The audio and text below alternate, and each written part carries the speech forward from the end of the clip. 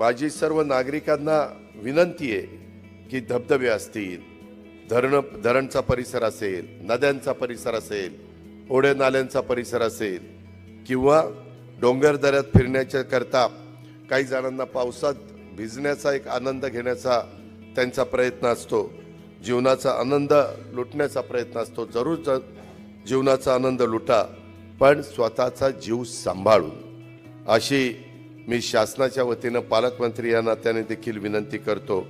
आणि रविवारी कुंडमळा ह्या परिसरामध्ये ज्या 4 निष्पाप माझ्या नागरिकांचा मृत्यू झाला आणि त्याच्या आधी त्या विमान अपघातामध्ये मोठ्या प्रमाणावर लोकांना स्वतःचा जीव गमवावा लागला, त्या सर्व मान्यवरांचा 274 लोकांना सगळे मिळून, म्हणजे हॉस्टेलचे वगैरे मुलं आणि बाकीचे नागरिक धरून, तर त्या सर्वांना मी भावपूर्ण श्रद्धांजली अर्पण करतो. परमेश्वरच्यांनी प्रार्थना करतो की हा मोठा दुःखाचा डोंगर सहन करण्याची ताकद त्या कुटुंबियातल्या बाकीच्या सहकाऱ्यांना देवो.